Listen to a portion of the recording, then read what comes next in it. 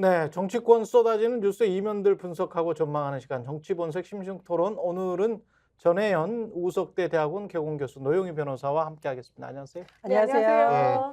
두 분 다 열심히 싸우셨는데, 아, 예, 두 분 다 또 아깝게, 아유, 예, 우리는 아깝진 않지. 제가 이제 선거 끝나고 해단식을 했는데요. 예, 사실 낙선자들이 해단식에 와서 막 웃고 즐기기가 쉽지 않은데 더불어민주 연합 같은 경우에는 그래도 14번 정은호 후보까지 당선될까 막 다 밤을 샜거든요. 예. 정은호 후보님까지 당선이 됐고 우리는 연합군으로서 그래도 좋은 어떤 설날 남겼다 하면서 굉장히 이 해단식이 즐거웠습니다. 낙선자들이 거의 다 왔어요. 그래서 참 연합군의 승리라는 예. 것이 또 이런 의미가 있다 이런 생각이 들었습니다. 어떠셨어요, 소람당은 분위기 저는 충격 그 자체였죠. 좀 왜냐하면은 덜 나와서? 덜 나온 게 아니라 네. 사실은 이제 그 전에 저희가 여론조사를 공식으로 2번 하고 나머지 이제 2번을 자체를 했는데 예, 처음 했을 때 1.6 나오고 그다음에 1.9 나오고 그다음에 2.98 이렇게 나왔거든요. 추세가 상승 추세. 예, 완전 상승 추세였는데 더 웃긴 건 중간에 사전 투표 먼저 하고 그다음에 마지막으로 했던 이 여론조사가 있었어요. 아, 그게 2.8이 나왔었어요. 4월 9일 날. 아, 그러면은 사전 투표 한 사람들이 반영이 됐을 거잖아요. 예, 그때가 31.28%였으니까 예. 여기에 반영이 됐으면 이걸 그냥 단순히 아주 낮게 대입하더라도 0.8에 넘게 나오는 거예요. 예. 이 수치만 하더라도. 그런데 어떻게 0.48이 나오죠? 그러니까 결국은 이제 실제로 투표했을 때는 막판에 쏠림 현상이 분명히 그러니까 있었다. 아니 쏠림 현상이 있었는데 있었는 것까진 좋은데 그러면은 사전 투표한 이후에 우리가 여론조사를 했을 때 나온 것이 우리가 2.8로 나오면 안 돼요. 그러니까 31.28로 사전 투표가 마감이 됐잖아요.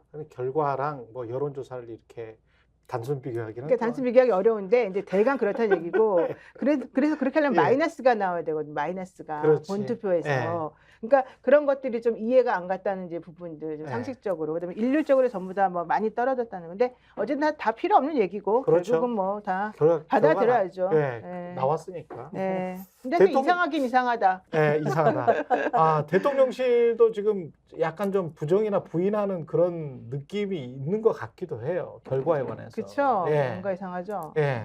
그리고 이제 인적 쇄신을 한다고 하는데 그 인적 쇄신과 관련해서도 그나물의 그 밥이다 그 말이 정확한 것 같은데 계속 나오는 사람이 무슨 원희룡, 권영세, 심지어 이동관 이런 인물들이 이동관. 거론이 되고 있다. 저는 이 대통령께서 방탄 국정 운영에 대한 이 미련을 빨리 버려야 된다 이런 생각이 들거든요. 지금 야간에서 김건희 여사 특검법 다시 얘기 나오고 있지 않습니까? 가능성이 굉장히 높습니다.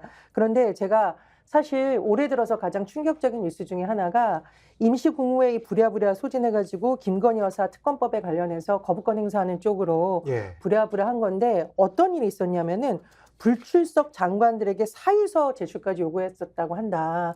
그러니까 여권에서는 야당에 대해서 맨날 방탄하는데 사실은 국정 운영에 책임을 진 조직이 김건희 여사 특검 이거 하려고 부랴부랴 모이고 불출석 사유서까지 제출하겠다 이런 모습을 국민들이 계속 봤다. 그래서 제발 방탄 총리나 방탄 국무회의 그만하고 정말로 민생을 챙기고 제발 예스맨 좀 그만 썼으면 좋겠습니다. 많은 신문들이 사설을 쓴 게 쓴소리하는 어떤 참모들이 필요하다라고 하는데 다 맞습니다. 그러나 결국은 대통령이 바뀌어야 되는 거죠. 그렇죠. 대통령이 지금 또 내 편, 또 검사 출신, 또 예스맨 쓰려고 하는 유혹에서 벗어나지 못하면 전 정말 급속히 레임덕으로 갈 거라고 보고요. 박근혜 정부가 무너졌던 이유를 윤석열 정부는 정말 뼈아프게 한번 돌아봐야 된다고 생각이 듭니다. 강서구청장 보궐선거후에 뭔가 바뀔 거라고 생각했지만 안 바뀌었거든요. 결국은 그것이 총선 참패로 이어졌다고 생각을 하는데 윤석열 대통령은 김건희 여사에 대한 문제를 빨리 정리를 해야 되고 무엇보다 최수근 상병 특검 오늘 민주당에서 아마 기자회견을 할 겁니다. 그래서 그 부분에 대해서도 빨리 입장을 바꿔야 된다고 봅니다. 우리가 직장이라는 게 자아실현의 도구 또는 월급 받는 경제적 수단의 도구 뭐 이런 게 있잖아요. 근데 이제 정무직 공무원들, 차관 이상의 정무직 공무원들이나 이런 사람들은 나름대로 국가를 위해서 내가 뭘 일한다. 그리고 지금 섬기는 대통령은 그래도 내가 존경하는 사람이다. 뭐 이래야 이게 국정이 이렇게 돌아갈 것 같은데 이번 정부는 진짜 그럴까 차관급 이상을 한번 설문조사를 해보고 싶어요. 내밀하게. 예? 좀 심층조사 진짜 존중하고 존경하는 대통령이냐? 아, 쉽지 않을 것 같아. 뭘 꼭 물어봐야 합니까? 쉽지 않을 것 같아. 쉽지도 않을 뿐더러 대통령이 믿는 사람만 믿어요. 사람 잘 안 믿어요, 우리 대통령님이. 아, 그래요? 네, 원래 특징이 예. 자기가 검증했다고 생각하고 내가 이 사람은 충성스럽다고 믿으면 그 사람은 이제 끝까지 쓰는 경향이 있더라고요. 근데 그게 이제 검찰 때부터 계속 이어졌던 그 검찰의 라인 문화 때문에 그러는 거거든요. 그래서 정말 내가 얘를 우리 라인이라고 생각하면은 정말 충성맹세 맨날 하거든요. 검사님들 모여가지고 그렇죠. 이제 회식하고 그럴 때 이제 그거부터 시작돼가지고 그러다 보니까 서울법대 검찰 라인들에 대한 신뢰가 무한하고 그렇죠. 그 라인이 현재까지 지금 쭉 올라오는 거잖아요. 예. 요즘 계속 나온 게 이제 뭐 권영세, 원희룡 이런 사람들 계속 나오는데 그러니까 풀이 되게 작아. 자기가 보는 세상에서 그동안에 좀 괜찮았다거나 나에게 그냥 충성한다고 말했던 사람들을 중심으로 해서 풀이 생겨나는 거고 그렇죠. 그 외부에서 이걸 치고 들어오기가 매우 어려워요. 그러니까 지금 아까 말씀하신 뭐 차관이나 뭐 이런 사람들이라든가 내가 잘 모르는 분야에서 나한테 뭔가 줄려는 사람들은 내가 한 번도 얘하고는 제대로 해본 적이 없는데 얘를 어떻게 믿지? 이러면서 요 사람들 해가지고 무슨 의미가 있었는지 이런 게 그동안의 인사 예. 시스템인데 이번에 참패를 했다고 해서 다른 사람을 뽑을 수가 없는 게 되는 거예요. 우선 첫 번째로는 이 정부에 들어와서 뭔가 일을 하기를 되게 부담스러워하죠. 그 사람들이 이제 내 때로 딱지가 붙으면 안 되니까. 예. 그러니까 괜찮다고 생각되는 적당한 사람들 다시 들어올 수가 없어요. 첫 번째. 두 번째로는 지금 정무수석실이 사실은 이제 없잖아요. 예. 제대로. 그러니까 그다가 이제 인사도 그동안에 한동훈 법무부 장관이 원래 있을 때 뭐 자기가 다 맡아서 했다 해도 다 왕창 망가지고 그다음에 나가가지고 이제 이렇게 된 거잖아요. 그러니까 제대로 된 인사 시스템이 작동하지를 이제 않는 상황이 되는 거예요. 이제 그러고 난 다음에 세 번째 사람을 찾으려고 하다 보니까 결과적으로는 이번에 총선을 참패했는데 이 참패라고 하는 것은 결국 뭐예요? 내가 누구를 갖다 대도 야당 눈치를 볼 수밖에 없다는 거거든요. 그렇죠. 근데 야당 눈치를 보면서 내가 할 일단 성정이 아닌데다가 두 번째 야당 눈치를 보면서 하고 싶어도 할 만한 여기에 맞는 제가 마음에 들어하면 내가 싫고 내가 마음에 들어하면 제가 싫고 이 꼴이 나는 거예요. 그러니까 현실적으로는 사람을 갖다 대기가 너무 어려워. 그러니까 처음에 이제 간부 기용으로 그래도 좀 버티다가 뭐 이동관 얘기도 나오고 뭐 누구 얘기도 나오고 다들 미쳤구나 이런 얘기 나왔잖아요. 반응이 그런 상태가 지금 계속 지속되다 보니까 사람을 고르기가 너무 어렵다. 원희룡 정도는 그래도 이름도 있고 정무감각도 있으니까 좋지 않겠냐 했거든요. 예. 이번에 그리고 정무감각 있는 사람으로 이제 하겠다 이제 이런 게 원래 기본 생각이기도 했죠. 이 정부에서. 예. 그래도 이제 정무감각 있는 사람 중에서 원희룡 같은 경우 특히 이재명이랑 그렇게 싸우고 막 그랬는데 그렇죠. 계속 범죄자 취급했고. 그 사람을 예. 거기다 갖다 대고서 하면은 이게 비서실장으로. 야당이랑 뭐가 협치가 되겠습니까? 아무것도 안 되는 거죠. 게다가 출신이 너무 똑같아. 서울법대 검사. 다 똑같아요. 법대 예. 검사. 이 법대 검사 라인 말고는 사실 눈에 잘 안 들어와요. 그러니까 예. 권영세 후보는 원래 대통령하고 좀 원래 거리를 좀 뒀던 사람이기 때문에 그래도 그나마 야당 쪽에서 좀 받아들일 거라고 생각하지만 현실적으로 그렇다고 해서 권영세의 스탠스가 달라지는 게 아니고 그렇죠. 그다음에 이 사람은 제일 치명적인 약점이 이태원 참사. 관련해가지고 예. 그때 당시 구청장을 밀었던 사람이기도 하고 뭐 여러 가지가 있잖아요. 그러니까 그리고 원래 또 대통령이 썩 편애하지도 않고 이제 이런 문제들이 좀 있는 거죠. 대통령이 편애하지 않는 것 같아요. 그래서 권영세를 안 치면 오히려 권영세가 왜냐하면 검사로서는 또 선배고 그렇기 때문에 불편해요, 불편해. 인수위를 할 때도 인수위 그 회의 모습을 보면 인수위원장이었던 안철수는 대통령 그때 당시에 당선자죠. 네, 당선자가 들어오니까 벌떡 일어서더라고요. 벌떡 일어서 그리고 이제 회의를 하면 막 이렇게 받아 적어. 인수위원장이 안철수가. 속기사도 아니고. 네, 이게 받아 적어. 근데 그런 모습이 이제 TV 화면에 비춰졌는데 권영세 씨는 인수위 부위원장이었는데 일어나지도 않더라고요. 일단은 일어나지도 않아. 그러니까 이게 상하가 좀 있는 거야. 아니 그리고 네. 밑에였잖아. 밑에였거든. 저는 그 윤석열 대통령하고 한동훈 비대위원장 이른바 마리 앙뚜아네트 뭐 이런 걸 두고 갈등이 일었을 때 이 윤석열 대통령의 소위 의중을 잘 알고 있은 최측근이라는 한동훈 비대위원장이 그때 어떻게 했느냐 90도 폴더 인사했잖아요. 그렇죠. 전 여기서 윤석열 대통령이 어떤 사람을 기용하는지도 엿볼 수 있었다고 생각이 들어요. 그러니까 정말 절대 복종, 상하 명령 이 유혹을 떨치지 못하고 있기 때문에 이 비대위도 이렇게 막가파가 된 거고 그리고 지금 장차관들이나 총리도 제대로 이 역할을 못했다고 생각이 들고요. 권영세 총리나 비서실장설은 정말 말도 안 된다. 왜냐하면 제가 이제 마지막 유세 때 그 용산역, 그리고 서울역 그 부분에서 우리가 집중 유세를 많이 했거든요. 민주당과 더불어민주연합이 다 모였는데 그때 누가 나왔느냐? 해병대 예비역 모임 일부에서 나왔거든요. 예. 그리고 이태원 참사와 관련된 여러 가지 시민들의 발언이 나왔습니다. 그래서 아까 말씀해 주셨듯이 이태원 참사 문제 이런 걸 봤을 때 권영세 총리나 비서실장 이건 완전 민심을 거스르는 거다. 저는 이렇게 생각이 들어요. 그리고 그 검사들 문화라는 게 과거 그러니까 분명히 이제 뭐 윤석열 대통령도 그런 문화를 거쳐서 그런 조직을 꾸려 갔을 텐데 검사 문화하고 기자 문화가 비슷한 게 이 대리석인데도 불구하고 거기에다가 이제 폭탄주를 마시지 않습니까? 폭탄주를 마시는데 머리를 박아서 이렇게 딱딱 떨어뜨리는. 딱딱딱 떨어뜨리잖아요. 그게 이제 몇 번을 봤거든. 그게 뭐 한 20년 전 뭐 이럴 때인데 그게 완전히 충성문화거든요. 그 앞에 부장검사랄지 거기에 대해서 완전히 이제 나는 당신 부하다. 그걸 조폭 문화지. 완전히 조건문화지. 머리를 툭툭툭툭 박아. 근데 검사나 기자 문화가 그게 있었거든. 기자도 그래요. 그게 있었어요. 제가 초년병 시절에는 그런 게 있었어요. 그런 게 있었는데 이게 안 고쳐질 것 같아요. 이게 완전히 이렇게 젖어 있는 사람들이구나. 그래 다른 세상을 한 번도 못 봤구나. 그러니까 아내가 민주적이지 않은데 어떻게 바꿀 민주적으로 어떻게 할 수가 있겠어요? 그러니까 그게 예. 그 폭탄주 문화를 이제 검찰 문화라고 계속 얘기를 하잖아요. 그게 이제 많이 옅어졌는데 그래도 특수부나 이 공안이나 이런 라인들은 자기네가 좀 특수한 사람이라고 생각하거든요. 신분적으로 검사 예. 내에서도. 그리고 나머지 평검사들이나 형사부 이런 쪽에서는 사실은 좀 치지를 않는단 말이에요. 그렇죠. 그러니까 자기네끼리는 완벽하게 그 예전에 있었던 그런 걸 그대로 고수를 하면서 좀 더 그러니까 폭탄주 뭐 마시면서 머리를 탁탁 치면서 딱딱딱 떨어뜨리고 그거는 진짜 옛날 일이고 요즘 네. 그런 사람은 없는데 이쪽 라인은 아직도 그게 살아있는 거죠. 그런 문화가. 충분히 그럴 수 있습니다.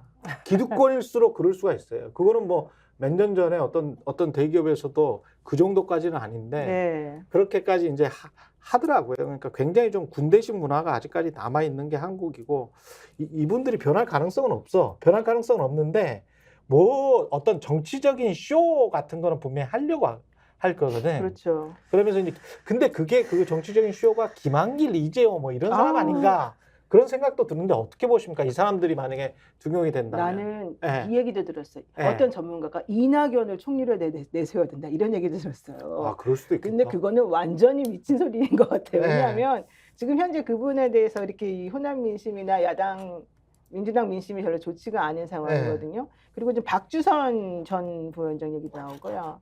그다음에 김한길 얘기도 나오는데 김한길 씨는 자기가 이렇게 하고 싶어 한대요.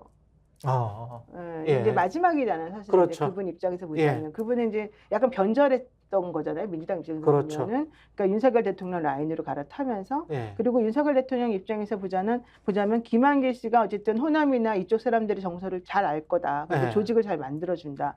해가지고 이제 같이 좀 뭘 잘 해보려고 했는데 결과적으로는 다 실패한 사람이에요. 이 사람은.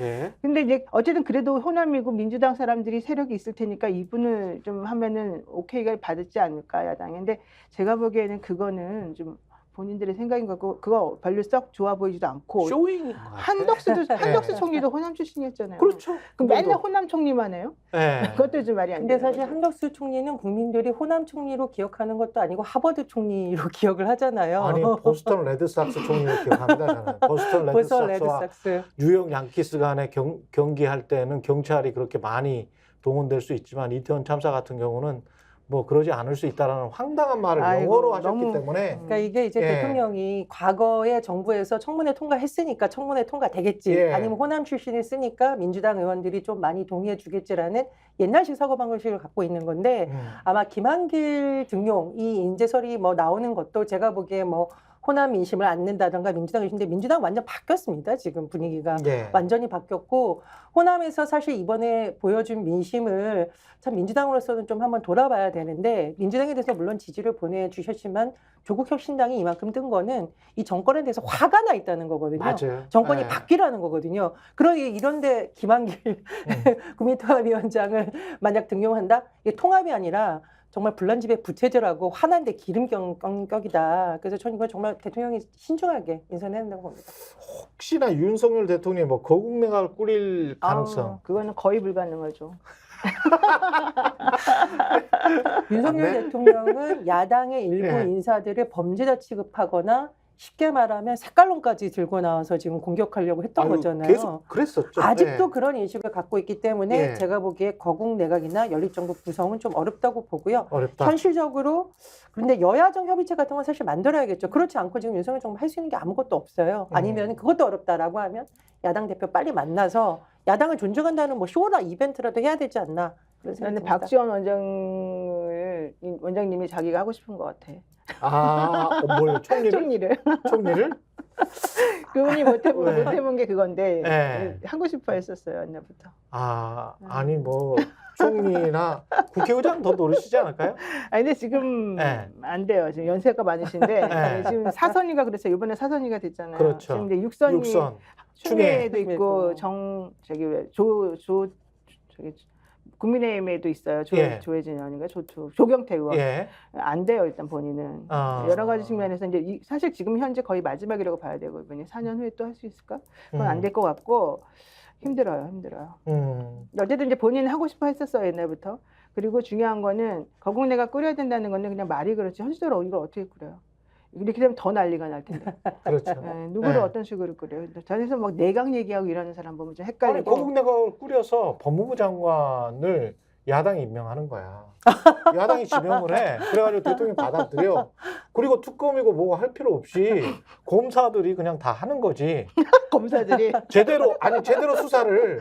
예? 그래서 김건희 관련도 그렇고 디올백도 그렇고 최수근 상병도 검사들이 제대로 수사를 해. 아니, 원래 이렇게 어렵게 가요. 아니, 윤석열 이제 하면 되는데 그렇게 하면 이렇게 오래 걸리게, 되는데 시간 안 한다는 걸리게. 게 문제입니다. 시간 안 한다는 걸리게 게. 아니 뭐 하려고 시간 걸리게 오래 가요. 그렇게 가면 엄청나게 시간이 많이 걸리고 자기네끼리 네. 싸우고 박터지 죄송합니다. 머리 정말 아플 텐데 그렇게 하면 안 되는 거고 네. 지금 5월 2일에 벌써 특검 올린다잖아요. 그렇죠. 그러니까 이제 그런 거 할 수 있는 힘이 지금 야당에 있는데 야당이 왜 양보를 해주겠어요 이 상황에서. 그렇겠죠. 이거는 오히려 민주당이 국민의힘을 봐주는 꼴이 되는데 물론 뭐 그쪽에서 그런 걸 원할 수도 있겠지만 제가 보기엔 그건 불가능하고 거국내각 원하지도 않아요. 우리나라는 사실은. 거국내각 같은 거 하면 완전 네. 망해요. 엄청나게 시끄럽게 싸우기만 할 거예요. 더. 예.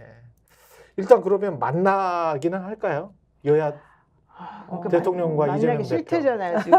아직도 조국 대표가 만나자 그러니까 네. 뭐 내부적으로 어쩌고 저쩌고 그랬잖아요. 예. 근데 막 진짜 만나기 정말 싫을 것 같고 만약에 만난다 그러면 어쩔 수 없이 정말 어쩔 수 없다 그럴 때 진짜 마음을 비우고 만날 수밖에 없을 구조일 것 저는 같아요. 윤석열 대통령과 이재명 대표의 만남은 상대적으로 가능성이 높다고 보는데 조국 대표를 만나고 싶을까요? 그거는 윤 대통령이 못하지 않을까 이런 차라리 생각이 이재명 듭니다. 대표가 네, 윤석열 그렇죠. 대통령 입장에서는 훨씬 낫겠다. 그렇죠. 훨씬 낫겠어. 근데 또 이런 얘기도 있어요. 조국 네. 대표랑 할 말이 있을 거다. 어떤 한 말? 뭐 여러 가지 측면에서 네. 이렇게 좀 오고 가는 이렇게 네. 카메라 없을 때 오고 갈 수 있는 그런 말을 해야 될 필요가 있을 것이다. 이런 얘기도 있어요. 조국 혁신당 대표가 방금 전에 한 1시간도 안 됐는데요. 올린 페이스북이 있어요. 저거 보시면 지금 끊임없이 보고 있는 거예요. 끝나자마자 대검찰청으로 달려가 가지고 김건희 수사하라라고 했었잖아요. 차기 서울중앙지검장 자리 놓고 대통령실과 검찰 내부에서 긴장이 발생하고 있다. 윤 라인의 고위급 검사 사이에서 긴장과 암투가 전개되고 있다. 그게 도이치모터스 때문에 그래요. 그렇죠. 네, 송경호 중앙지검 차장. 예. 예, 뭐 그래가지고 이제 지금 서울중앙지검에서 원래 하려고 그랬잖아요. 예. 도이치모터스. 근데 사실 이분이 그 윤석열 라인이어가지고 원래는 마음을 놓고 있었었는데 저번에 이거 수사해야 된다 그래가지고 한번 위랑 부딪혔다는 거야. 이원석 검찰총장 라인에. 예. 그래서 원래 그 사람을 내보내려고 하다가 이제 무산이 됐는데 이제 득세했잖아요. 완전히 지금 뒤집어졌잖아요. 그러면 검찰들도 발을 빼야 돼요. 이제는 자기네들이 계속 여기 이제 뭉개고 있을 수가 없어요. 예. 예컨대 지금 김건희 수사라고 한 게 4년이 넘었어요. 그렇죠. 근데 아직까지 아무것도 안 하고 있잖아요. 예. 다른 사람들 같은 경우에는 지금 재판해가지고 2심하고 막 그러고 있는 중이잖아요. 완전히 이상하잖아요. 그렇죠. 근데 판결문이나 이런 데서는 지금 어쨌든 관련성이 계속 나와 있어요. 그렇죠. 매우 주모자인 것처럼 특히 뉴스타파가 계속해서 이걸 그렇죠. 하고 있잖아요. 예. 그런 상황인데 검사들이 그걸 모를 리가 없죠. 예. 우리도 도이치모터스 주가 조작 그럼요. 엄청나게 얘기 많이 했잖아요. 예. 그리고 초창기 때부터 계속해서 의문 제기하고 이제 얘기했던 거 있는데 그거 보면 빼박이거든요. 빼박이지. 우리 입장에서 보기엔 빼박이. 증권사 직원과 통화 녹취가 다 있어.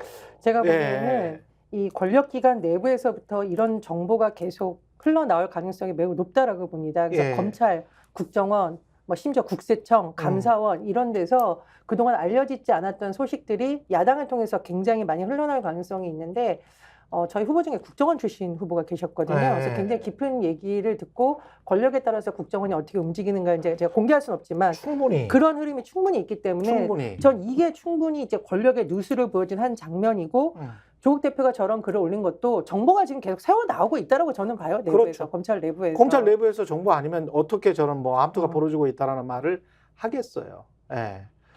그러니까 이게 서울중앙지검장이 이원석 검찰총장과 지금 궤를 같이 한다는 뜻이고요. 이제 인사 좀 있으면 벌어질 텐데 예. 이거는 지금 대통령하고 안 맞는다는 뜻이고 지금 민주당에서 안 그래도 이 김건희 특검하고 최상병 특검하고 지금 계속 얘기하잖아요. 제가 보기 이 두 개는 꼭 해야 되거든요. 그렇죠. 어떤 식으로 예. 하든지 간에. 그러면 여기서 이제 책임을 자꾸 이제 벗어날 방법을 좀 찾아야 돼요. 이 기존에 있던 사람들도.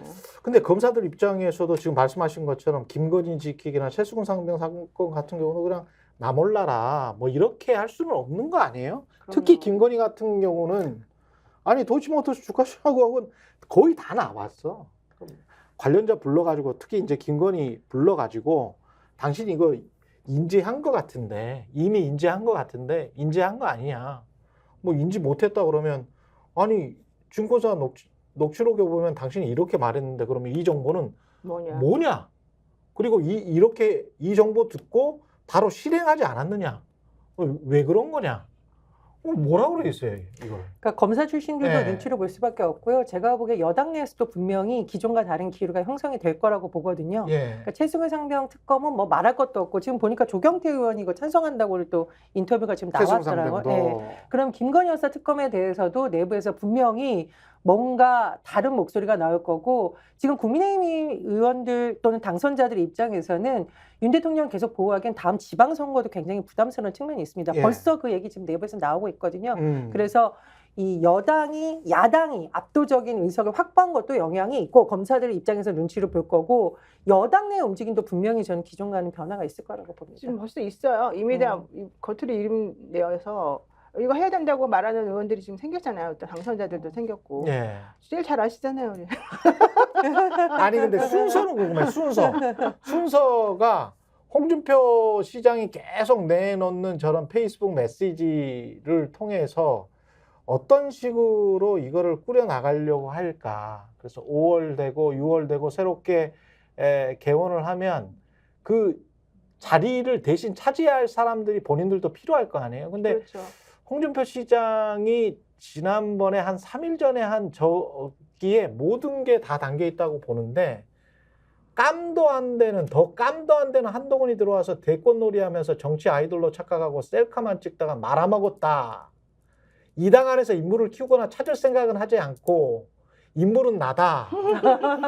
이야기 인물은 나다. 예, 이 당 안에서 누가 계속 해왔냐. 예? 당 밖에서 셀럽을 찾아 자신들을 위탁하는 비겁함으로 이 당은 명줄을 이어간 거다. 그렇게 해서는 안 된다. 이준석이도 성상납이라는 어처구니 없는 누명을 씌워 쫓아냈었지 않았느냐. 70대가 넘는 노년층 지지에만 구걸하는 걸고하는 정당의 미래가 있겠느냐. 이렇게 이야기를 하거든요. 그러면 이준석과 홍준표가 뭔가 홍준표의 구애로도 볼 수도 있고. 주거니 받거니 했잖아요. 그냥 지난번에. 주거니 받거니. 예, 홍준표가 예. 이준석 괜찮다 그랬고. 그렇죠. 예, 서로 지금 주거니 받거니 하고 있는 거고요. 예. 홍준표 시장은 자기는 이 윤석열 대통령하고 원래 한동훈 비대위원장하고 원수예요. 원칙적으로 따지면. 왜냐하면 자기가 야당 그 대표할 때 이 한동훈 비대위원장이 그때 뭐였나요? 공공부패 뭐 반부패 그쪽 수사부장이었나요? 예. 그러면서 그 당시에 수사했던 야당 의원들이 많이들 좀 힘들어 했었었고 그렇죠. 스스로 목숨을 끊은 분들도 많이 있었거든요. 예. 이번에 글 쓸 때도 그 얘기를 정확히 해요. 어. 윤석열 대통령이야 그래도 들어와서 대통령도 됐고 우리 당 이렇게 좀 해줬지만 예. 한동훈 너는 그 당시에 우리 사람들을 그렇게 네가 적극적으로 가게 만들고 네가 그렇게 우리를 망가뜨려 놓고 어떻게 뻔뻔하게 얘를 이제 와서 이 비대위원장을 했냐 이제 그러네. 이 얘기를 지금 하거든요. 그러니까 본인은 절대 용서할 수 없다 이제 이 얘기를 지금 하고 있는 중인데 결과라도 좋았으면 괜찮지만 아니니까 너는 끝이다 이제 이런 얘기를 하는 거란 말이죠. 예. 근데 한동훈 비대위원장은 원래 제2의 윤석열이라고 불리면서 대권 주자까지 막 노리던 사람이었잖아요. 그러니까 지금 이 싹을 잘라버리려고 지금 막 노력을 하고 있는 거죠. 그러니까 지금 국민의힘 내부에 세 파가 존재하는 거야. 예. 친윤, 예. 그다음에 이제 친한, 그다음에 이제 이 올드보이 그룹들 이제 요 사람들. 예. 근데 지금 여기에서 친윤은 좀 점점 색깔이 조금 옅어지고 좀 힘이 빠지고 있는 그렇죠. 건데 친한이 사실은 이 초선과 재선 의원들을 중심으로 해서 힘을 좀 가져갈 수가 있어요.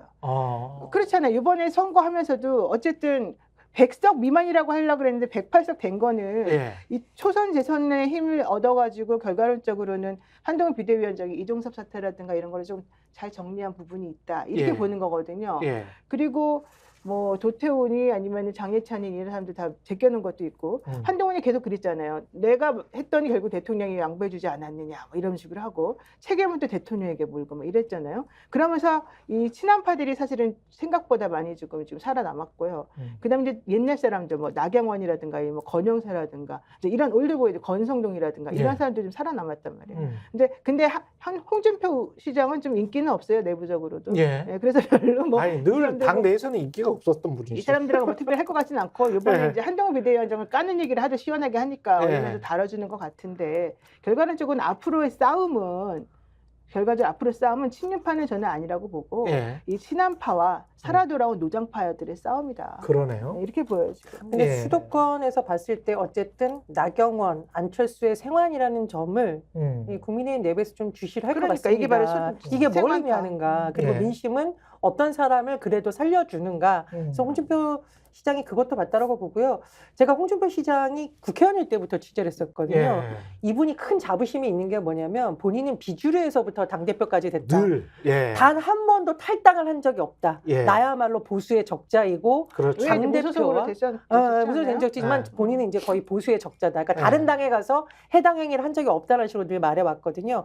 다른 주자들에 대한 견제도 있으면서 나야말로 보수의 적자라는 이 이미지를 계속 가져갈 거라고 보는데 글쎄 저는 이 박근혜 전 대통령과 관련한 언급을 계속하는 게 뭐 본인의 진심으로 그렇게 생각할 수도 있고 또 대구시장이잖아요. 예. 이번에 유영하 변호사 당선된 거 보면은 어쨌든 박근혜 전 대통령에 대한 동정론이 일부 작동하고 있으니까 그 부분도 계속 가져가려는 마음이 있다고 봅니다. 국민의힘은 어떻게 사태를 수습할 수 있을지 일단은 그립을 잡고 이렇게 어떤 식으로 사태를 수습하자. 뭐 비대위원장이든 당대표든 누가 나타나야지 이게 수순이 정해질 것 같은데 어떻게 보세요? 그 대표 선거 전까지는 그리고 이번에도 그것도 궁금해. 이번에 당대표 선거하는데 또 개입할까? 그때 한 4-5번 개입해가지고 너 안 돼 이랬었잖아요. 이번에 또 개입할까? 이번에 못하겠죠 설마 그렇게까지. 그렇게까지는 자기가 쫓아낸 사람들이 다 사실은 살아남았어요. 그렇죠. 나경원, 안철수, 이준석 다 살아남았습니다. 김기현까지 다 살아남았어. 근데 저는 이게 무슨 뭐 관리형 비대위를 꾸려가지고 조기 전대 6, 7월 뭐 조기 전대라고도 하고 그렇습니다만 전대를 하느냐 아니면 5월 전대냐 근데 그 전에 사실은 이제까지 왜 여당은 이렇게 많은 비대위를 만들었는데 제대로 못했는가 이 부분에 대해서 내부에 논의가 되어야겠죠. 여당은 맨날 비대위만 하는 그렇죠. 뭐 또 비대위구이고 뭐 또 얼굴 바꿔 된다고 합니까? 당명 또 바꾸면 돼. 당명 바꾸고 색깔 또 바꿉니까? 국민의힘에서 이제 시민의힘이나 뭐 이렇게 이번에는 색깔을 뭘로 아니 바꾸려고? 동료 시민 자꾸 그러니까 동료 시민의 힘이랄지 뭐 이런 거 바꾸면 되잖아요. 그럼 동료의 힘 이럴까? 이제 동료를 못 쓸 것 같은데 한동훈 때문에. 이 저희가 기자들이 당명을 너무 자주 바꿔가지고 네. 헷갈려서 막 오보내는 경우도 있어요. 그렇죠. 막 하도 자주 바꾸고 네.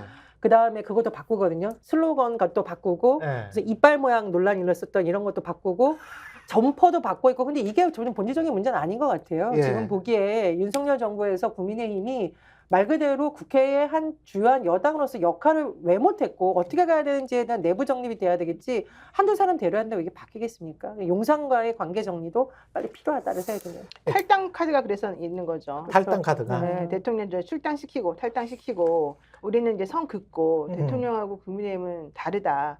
상관없다. 그런 걸 미리 다 이 그림을 그려놔야 사실 지선에서도 좀 유리하고 앞으로 향후 이 전국 운영 과정에서도 좀 할 말이 생기는 거거든요. 근데 윤석열 입장에서는 윤석열이나 윤석열의 일가, 대통령 일가 입장에서는 탈당을 한다는 거는 본인의 힘이 빠졌다는 거를 전국에 다 공표하는 것이고 그럼 막 거부하겠죠, 끝까지. 끝까지 거부하겠지. 그리고 탈당해버리게 되면 문제는 앞으로 남은 그 줄줄이 특검 그러니까. 보호를 못 받아요. 김건희 특검이라든가 이채양명주 우리가 계속 주장해왔던 거랑 이걸 받겠어? 그리고 대통령이 사실은 자기 식구들에 대한 거는 정말 유난히 잘 챙기고 그랬었잖아요. 네. 근데 그런 것들 아무것도 이제 보호를 못 받고요. 특히 대통령은 현직에 있을 때 못 치지만 그 부인이나 가족들은 얼마든지 칠 수 있거든요. 그럼 대통령 일가 사법을 낼 수가 있는 거예요. 그 지금. 리스크를 감당하기가 어려워서라도 뭔가 네. 딜을 해야 돼. 그 방법은.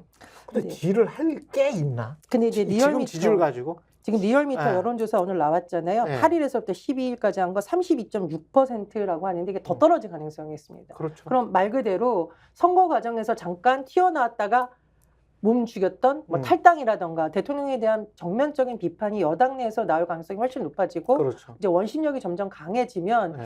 내가 보기에 뭐 대통령실 친윤 친한파의 권력 투쟁이 본격적으로 진행이 되지 않을까. 아니 근데 네. 저는 지금 뭐 할 게 있냐고 물어보지만 잘 보세요. 이준석도 지금 개헌 얘기해요. 네.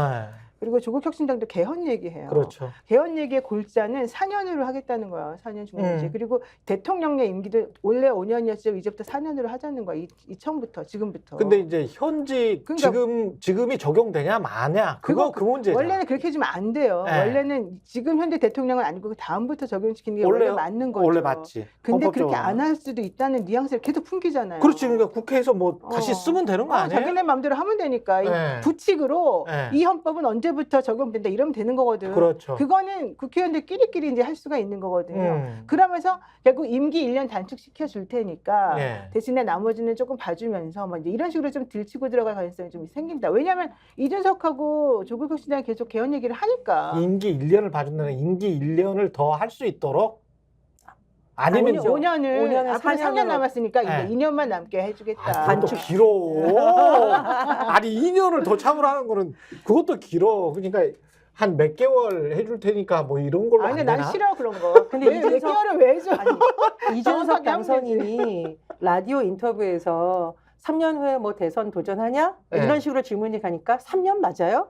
이 질문에 저는 다 포함되어 있는 거죠. 본인이 40세가 근데 안 돼요. 네, 아니 근데 본인이 40세가 안 돼. 윤석열 이준석 대통령, 입장에서. 윤석열 대통령 네. 임기가 3년 남은 거 맞아요? 계속 묻는단 말이에요. 그렇죠, 그렇지. 이 말에는 네. 어쨌든 나는 야당 의원이야. 그리고 야당 일각에서 주게 되는 탄핵이나 이런 것이 나왔을 때 나는 거기에 동조할 수도 있다라는 뉘앙스를 품고 있는 거거든요. 그렇죠. 네. 그러니까 윤석열 대통령으로서는 굉장히 지금 마음이 복잡할 겁니다. 왜냐하면 야당의 의석수뿐만 아니라 국민의힘 내부의 이탈 움직임이 이미 나타나고 있잖아요. 그렇죠. 그랬을 경우에 윤석열 대통령 입장에서 생각하기도 싫은 그 카드가 정말 현실화될 수도 있다라는 부담감이 아유, 굉장히 그리고 클 거다. 어차피 2년을 하든 1년 하든 대통령직 내려오면 그동안에 쌓여있던 대통령에 대한 수사, 고발, 고소건이랑 이런 것들 정말 많아요. 그렇죠. 너무 그거를 많아. 감당을 할 수가 없어지게 되고요. 네. 검찰은 자기가 권력을 가지고 있는 사람에 대한 충성하던 게 아무리 있다 하더라도 그 권력이 없어지고 나면 완전히 또 죽여버리는 아주 극단적인 행동을 하는 경우가 많았거든요. 예. 근데 그 속성을 너무 잘 아시는 분이기 때문에 그걸 그렇게 쉽게 받아들이거나 그렇게 하기는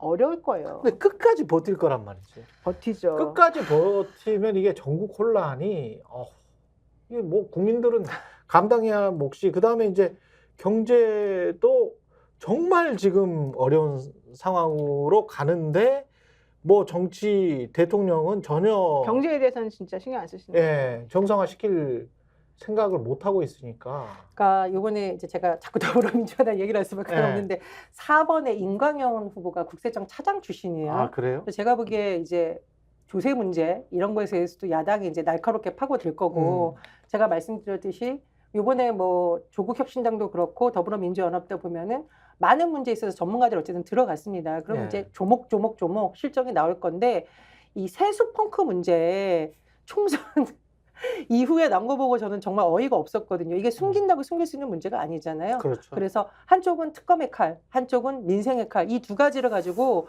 야당이 압박할 가능성이 보는데 저는 이 특검도 굉장히 무서운 요인이지만 이 민생 문제 두고두고 윤석열 정부에 대한 심판론이 당분간 이어지는 한 부분이 될 거라고 생각을 하고 그렇습니다. 그게 가장 대표적인 게 대파예요. 네. 이 대파를 왜 그렇게 많은 사람들이 했는지를 윤석열 대통령은 정말 왜 윤석열 정부가 대파됐는지 한번 살펴볼 필요가 있다는 생각이 들어요. 한국은행에서 마이너스 통장 해서 50 몇 조 해놓고 그거 갚지도 못하는 정부니까 이게 지금 뭐를 2년 동안 뭐 했니? 2년 동안 뭐 했니? 뭐 이러면서 건전재정한다며. 근데 알고 보니 맨날 마이너스 통장에서 돈 빌려가지고 썼네. 그러니까 예? 지난 정부 계속 욕했던 게 재정 가지고 욕하고 막 그랬었었는데 그렇죠. 결국 아무것도 안 되고 제일 부자 된 사람은 그 일가들밖에 없어요. 땅 다 풀리고 그린벨트 다 풀리고 그렇죠. 뭐 이제 그러니까 물론 뭐 그 땅이 딱 그 지역에 들어가 있지는 않는다 하더라도 관련해 가지고 매우 혜택을 많이 받고 있다는 얘기가 지금 계속 나오니까 제가 봤을 때 이런 식이라면은 우리가 손해배상 청구라도 해가지고 좀 받아야 되지 않을까 그 생각했어요. 그렇습니다. 김재섭 도봉갑 당선인을 뭐 당대표로 하자 뭐 이런 아이고. 이야기도 있던데 아니 그 이미지 쇄신 차원에서는 늘 생각할 수 있는 거 아니에요. 제2의 이준석인가? 아, 똑같이 30대. 늘 이미지로 어떻게 하면 국민들 속일 수 있다 뭐 이런 생각만 하는 것 같으니까. 뭐 김재섭 당선인 개인에 대해서는 제가 평가할 부분은 아니지만 예. 국민의힘이 이런 식으로 계속 이미지 정치를 하거나 쇼를 했으니까 폭망입니다. 예. 사실 한동훈 비대위원장 됐을 때 보수 언론에서 얼마나 칭찬을 했습니까? 셀카 찍는 것도 뭐 날리고 뭐 겸손하다, 뭐 정무 감각이 어떻다라고 했지만 폭망했기 때문에 저는 정치 경험이 상대적으로 이렇게 적은 당선인을 띄울 가능성은 좀 없다라고 생각을 하는데요. 다만 제가 말씀드렸듯이 간판만 바꿔내면 뭐합니까? 식당에서 다 상한 밥을 내놓거나 정말 맛있는 음식을 계속 내놓고 국민들에게 먹으라고 강요하면 안 되잖아요. 예. 근본적으로 뭔가 바뀌어야 된다는 성찰이 있어야 되고 윤석열 정부가 내내 외쳤던 색깔론이라던가 이런 낡은 프레임 국민의힘도 그대로 써먹었지 않습니까? 그 부분 반성하지 않고 얼굴만 바뀐다고 바뀌겠어요? 특히 야당과의 관계가 있어서 김기현 대표 체제건 한동훈 비대위 체제 때 보여줬던 그 오만불선한 태도 좀 반드시 바뀌어야 된다고 봅니다. 어떤 트리거가 분명히 나오기는 할 텐데 그게 첫 번째가 이제 최수훈 사망 사건 관련한 특검법 5월에 이걸 5월 2일 날 한다. 5월 2일 날 한다. 이거 본회의 처리가 당연히 되겠고. 이제 의장이 올려줘야 되죠. 안건으로 예. 시켜줘야 되죠. 그러면 근데 이건 안 시켜줄 수는 사실 없을 것 같이 보이고. 그렇죠. 예, 그렇게 되면은 이번에는 당연히 거부권 행사하기가 어려울 거고 거부권 행사한다 하더라도 제가 봤을 때는 지금 현재 국민의힘이 114석인가요? 예. 그 21대 국회에서 이제 그분들 중에 분명히 반란표가 나올 거거든요. 이게 과반 출석에 3분의 2 이상 찬성이면 되잖아요, 저희가. 예. 그러니까 이렇게 되면은 만약에 이게 하나가 통과가 돼버리게 되면 완전히 식물 대통령 되는 거거든요. 거부권을 행사했지만 그럼에도 불구하고 3분의 2 이상 넘어버리면. 근데 오늘 국회에서 열리는 기자회견에 예. 21대 민주당 국회의원과 22대 어쨌든 더불어민주연합 당선인들이 함께하는 기자회견이라고 지금 발표가 났거든요. 예. 이 말은 뭐냐? 21대 국회에서 처리 안 해주면 22대 국회 내내 하겠다라는 의지를 보여주는 겁니다. 그렇죠. 시간을 끈다고 이게 더 상황이 대통령 입장에서는 할 수 있는 게 없어지는 거거든요. 국민의힘 의원들 내에서도 좀 이탈표가 나올 거라고 보고 처리 가능성이 좀 높아졌다. 그리고요 신범철 차관이 임종득하고 신범철하고가 이제 신범철은 떨어졌죠. 그 핵심이었는데 예. 이종섭 지금 평민 신분이잖아요. 예. 형님. 네, 대사 안 하니까. 예. 그리고 지금 신범철은 떨어졌잖아요. 예. 그리고 나면은 지난번처럼 이렇게 강력하게 뭔가를 봉쇄하기는 어려워지는 상황이 되고 예. 어차피 지금 말한 것처럼 이번 21대 국회 때 처리 못하면 22대 때 무조건 할 게 뻔하뻔짜고 21대 예. 지금 패트 올라가 있는 상황이기 때문에 제가 봤을 때 이거가 트리거가 된다면 대통령의 권한남용이나 이제 이 자꾸 개입해가지고 문제 발생시킨 거, 그다음에 중요한 거 거짓말한 거, 예. 중간중간에 거짓말했던 게 그렇죠. 되게 많이 나오니까 예. 이것들이 이제 연쇄적으로 문제를 지금 발생시킬 가능성이 크고 또 뭐 한동훈 특검법도 뭐 조국 당에서는 한다 그러지 지금 도이치모터스 김건희 주가 조작도 검사들이 지금 나서가지고 이제 우리 해야 된다고 주장하고 있지. 예. 이제 정말 회오리 바람처럼 아마 난리가 날 가능성이 좀 커요. 지금. 거부권은 행사할까요? 아이고 이 상황에 못해 총선 있어 직후인데 5월 한 10일 이전에 뭔가를 하긴 해야 될 것 같은데요. 그죠? 본회의에서 처리가 된다면. 지지율이 20%선 무너지고 그야말로 그거는 완전 레임덕으로 가는 거다. 만약에 그런 식으로 처리를 한다면. 근데 본인 입장에서는 이거를 거부권을 행사해야만 해야만 본인을 또 보호할 수 본인을 있잖아요. 보호할 그리고 이제 나머지 국회의원들을 조금 포섭하겠다. 이게 이제 있을 수 있는 방식인 거죠. 이게 포섭하는 걸까요? 아니면 협박을 하는 걸까요? 뭐 둘 다 같은 거 아니에요? 네. 일단은 안철수 당선인이 찬성, 네. 조경태 당선인이 찬성, 네. 동의. 이게 무슨 뜻일까요? 음. 차기의 어떤 당내에서 역학관계를 잡으려고 주도권을 잡으려고 하는 인사들은 공개적으로 이미 다 의사를 밝혔습니다. 예. 21대 국회에서 안 된다고 해서 22대 국회에서 안 될까요? 예. 그러니까 의원들도 저는 이런 흐름 다 보고 있을 거라고 생각이 듭니다. 누가 뭐 한쪽에서 캐스팅 보트를 쥐거나 그럴 가능성에 관해서 어떻게 보십니까? 이준석 당이랄지 뭐 이쪽에 개혁신당이랄지 세석밖에 안 되긴 하지만 나중에 3분의 2가 필요할 때 이준석 신당은 충분히 딜할 수가 있죠. 그래요? 지금 본인들은 범야권으로 자기네를 스스로 범야권으로 분류하면서 예. 나는 이쪽이다라고 했다가 나는 그래도 우리 본류는 국민의힘이다. 국민의힘이다. 이랬다가 왔다 갔다 지금 보수다. 약간 네. 좀 간보는 식으로 많이 하고 있고요. 예. 조국혁신당 같은 경우도 지금 교섭단체를 만드냐 마냐 가지고 좀 얘기하잖아요. 교섭단체를 이제 만들게 되면 원래 12석이기 때문에 교섭단체 현재로는 어렵다 하더라도 다른 당들하고 연합해가지고 충분히 가능하거든요. 이게 그릇이 만들어졌기 때문에 정당이라는 그릇이 만들어졌기 때문에 국민의힘 입장에서는 일부 의원들은 이준석 당으로 개혁신당으로 갈 수도 있겠네요. 상황이 6월 국회 개원하고 난 다음에 계속 저렇게 거부권 행사하고 그러면 아예 이쪽으로 가서 진정한 보수를 우리가 여기에서 재건을 하겠다. 여기는 이제 황무지가 됐다. 뭐 이런 식으로 갈 수도 있겠네요. 그러면서 그건 아닐 것 같은데. 그래요? 개혁신당은 너무 작고 네. 개혁신당은 누가 당대표가 될지 지금 이제 이준석은 안 한다는 거잖아요. 네. 누가 당대표가 될지 모르겠지만 이준석의 색채가 너무 강하고 이준석이 기본적으로 그동안에 했던 거 보면은 다른 의원들은 별 사이도 않죠. 그리고 여기 지금 나이 있고 관력이 있는 의원들이 사실 가서 뭘 하고 싶은 마음은 없을걸. 오히려 그래요? 큰 데서 그냥 큰 데서 예. 큰 데서 먹는 게 낫다. 나는 네. 이준석 대표 이 세석 있는 여기를 가가지고 국민의힘 의원이 옮길 것 같지는 않아요. 아주 본인이 국민의힘에서 쫓겨날 위기에 처하지 않는 이상은 뭔가가 저는 뭐 있지 않는 이번에 이상. 낙선한 의원들 중에 일부를 갈 가능성이 그러니까 있다고 생각을 낙선자는 모르지만 네. 지금 여기서는 그러네. 낙선자가 아니라 당선자를 얘기하는 거니까. 당선자 그렇군요. 이 상황 자체 쭉 보면 그 전국 자체도 이렇게 쭉 돌아가다가 나중에는 개헌 이야기가 나오면서 그 또 우리가 조심해야 되는 게 개헌 이야기가 나오면서 대통령 중임제 결선 투표 개헌안과 나중에 또 제대로 이야기를 하겠습니다만은 분명히 또 내각제 개헌안 이쪽의 세력이 두 세력이 또 충돌하면서 그걸로 윤석열을 지키는 어떤 상황이 돼버릴 수도 있거든. 근데 윤석열을 왜 지키냐고요? 아니 그러니까 누가 왜 지키고 싶어요? 왜 지키고 싶어요? 왜냐하면 시간을 좀 벌어야 그래야 보수 입장에서는 새로운 사람을 찾아내니까 새로운 사람을 찾아내고 그리고 타격을 좀 덜 입는 방향으로 아무래도 가려면 지금 현재는 개헌안을 뭐랄까요 보수에 좀 유리한 개헌안을 하는 게 그래서 개헌안 물타기 저는 개헌안 물타기가 분명히 있을 것 같다라는 생각 그러면서 이제 프레임을 이제 화합과 통합의 길로 가자라는 프레임으로 곧 보수가 바꿀 것이다 그런 생각이 들 것 듭니다. 저는 시도는 있는데 여론에 큰 영향을 미치지 못할 거라고 그래요? 생각이 드는 게 역대 정부에서도 그런 움직임이 늘 있었거든요. 그런데 국민들이 별로 호응을 해주지 않았었고 특히 대통령제 같은 문제 같은 경우에도 여론조사를 해보면 이상하게 우리 국민들이 대통령 직선제라든가 5년제에 대해서 또 굉장히 선호하는 분위기가 있거든요. 그러니까 권력구조 개편이라든가 이런 문제에 대해서도 여론이 나뉘고 있고 중요한 거는 제가 개헌 추진 국회의원 모임을 취재하는 기자였습니다.